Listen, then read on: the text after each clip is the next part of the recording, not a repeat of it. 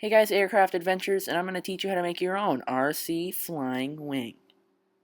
Basically, a flying wing works by taking a wing that you sweep into a V shape and not having a rudder on it. It works without a rudder since if you sweep the wings to a far enough distance back, it won't need the rudder since it would cause enough force, it would straighten out the wing like an arrow flying through the air. This design is also like a bird. Some disadvantages to this design, though, is simply not having the rudder. The rudder can help you straighten out the aircraft in left or right bank and yank turns.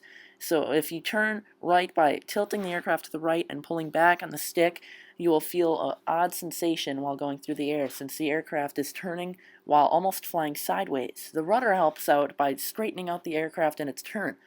The flying wing doesn't have that. Well, how can we fix that? Simply by just not having it. The flying wing is basically a revolutionary type of design since its swept wing and aerodynamics can make it slip right through the air at high speeds without having a rudder. Elevons, which control the aircraft, can be in neutral positions, pitched positions, rolled positions to help control the aircraft. I can also do a video on airfoil, which I'll probably be doing next year. I'm just not including it because it's too long and complex for the viewers that probably don't want to see it. And now I have to make this thing. I have a 2 by 2 foot by 1 inch foam piece of board I got from the Home Depot for only $5, and I cut out a foam wing 3 by 3 on the wingtips and 10 off the bottom for the center. So now I begin cutting it out, taking my sweet time, replacing blades every now and then because they get really dull. Then I start sanding the airfoil, which doesn't take that long. I'm not doing a hardcore airfoil just yet. I'm not really sanding it. And now I have this, which is the actual thing. I have to release the bottom piece by cutting it out. It's only 4 inches from the base bottom thing, like, you know, the flat piece in the bottom. And now I'm going to start cutting it out, just checking my measurements as always.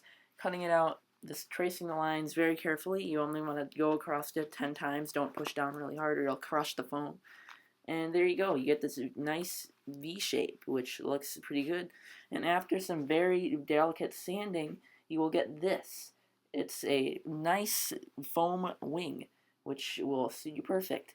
I just put this motor on here and cut out the elevons, which are only 4 inches long, about 1 inch from the wingtip. And yeah, I just put some plastic hinges in there, and it tends to work just fine. Just make sure you got that edges all clear so they can rotate. Got this little brushed motor, which I taped the foam onto there just so you don't want to hot glue it and something screwed up. I'm just going to hot glue it after I tested it enough to make sure it actually can fly with that little motor. Because if you pull the hot glue off of that foam, it'll leave a mark on your very delicate aircraft. But yeah, hope you guys enjoyed this video. This is my first ever video on this channel. Please comment, rate, subscribe. I will be doing more videos in the future. And yeah, thank you for watching.